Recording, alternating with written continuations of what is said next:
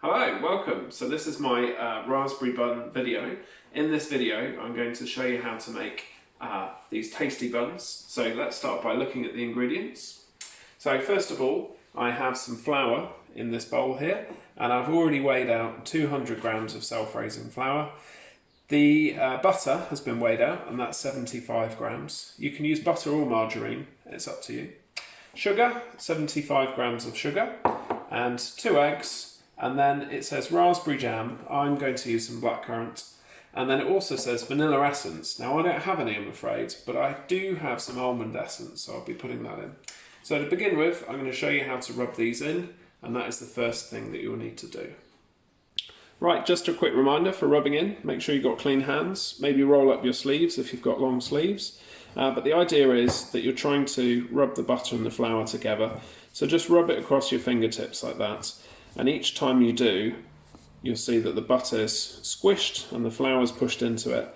And eventually your butter and flour will be combined. Should look like breadcrumbs when you're done. So I'm going to speed things up a little bit. I'll rub this in and you can do the same at home. Okay, so that is nicely rubbed in. The way to check to see if it's all been rubbed in nicely is rub it on the counter like that, find a lump and poke it, and if it's fat it won't fall apart, but if it's just breadcrumbs then it's fine. So that's okay like that. It needs to be nice and loose and not sticking together. So next thing, sugar, adding the sugar in, there we go, lovely. And I could mix that around a little bit, but I'm not going to bother just yet. Bowl, egg, crack the egg, two thumbs pushed into there, pull it apart, give it a little wiggle, just make sure you don't have any shell or anything in there, so that's fine. And do the same for your second egg, but I would add them one at a time. So that's going into my bowl. Now the reason for doing that is if you have one that's a dodgy egg and you add the other one, then you can't separate them, you have to throw them all away. So if you do it one at a time like that, you can check your egg as you add it. So that's the safest or the best way to do it. There we go, lovely. Back comes the bowl. So now what we need to do is mix this together and add a few drops of our essence. So I've got some, almond extract there. That should be lovely. If you have vanilla, you can use that as well. So it says add the egg and the flour to the mixture, which we've done, a little at a time. Well, I've put it all in, that's absolutely fine. You can do that. It's the quick mix method. If you would rather add it a little at a time, it will put more air into it. So that is a better way of doing it, but if you pop it all in like this, that works equally as well. Once I've mixed this, I'm going to roll it out onto the top, so I'll show you that part next. Okay, so you join me at this stage, which is the kneading. So I've put quite a bit of flour onto my worktop. I've made sure my worktop's clean, and I'm just rolling this around because my dough was a little bit moist, a little bit wet. So this is just being kneaded gently. So to knead, it's the heel of your hands, and what you do is you push it out, so like that with your heel, and then you turn it, and then come back and push the other way.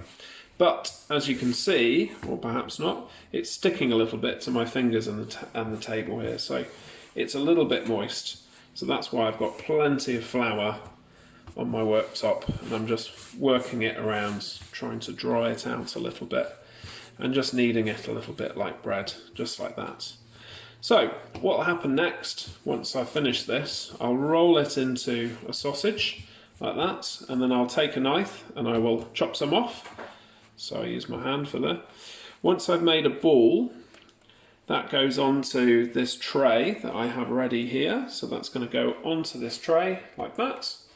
And I just take my thumb and I push it in a little bit to make a divot or a little hole, and then I'm going to take a little teaspoon and put some jam into that hole. So I'll come back in a moment when I filled the tray and I'll show you the jam going in.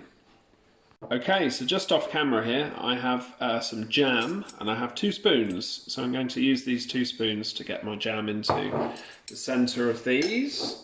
So let's just do that. You don't want too much. A teaspoon is absolutely plenty. And you want to make sure that it's in that little hole in the middle there.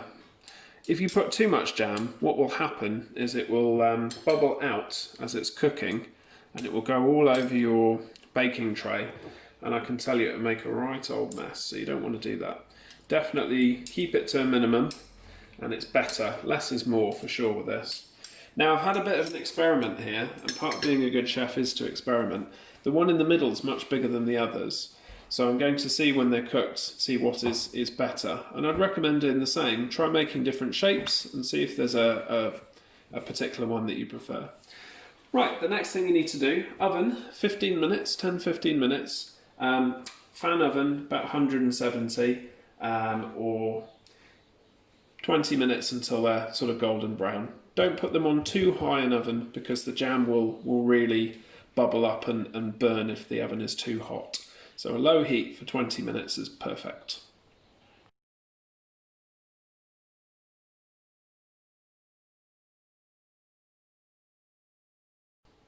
Okay, they've now been in the oven for about 20 minutes, and as you can see, they've come out, they're nice and golden. They're still a little bit warm. The jam has caramelised a little bit in the middle, which makes them really good, and they've got a lovely shape. I'd say they're a little bit big, however. I didn't expect them to rise as much as they did, but that's okay, that's fine. I've just got one on a board here that I've cut just to show you. So here we go, here is one that's been cut open, and you can see that it's nice and light and fluffy, and it just falls apart. I just pull that gently. Lots of aeration in there, so that's lovely. That's what you're aiming for. And they should, of course, be delicious. So I hope you've also made some raspberry buns at home and enjoy eating them. I'll see you next time.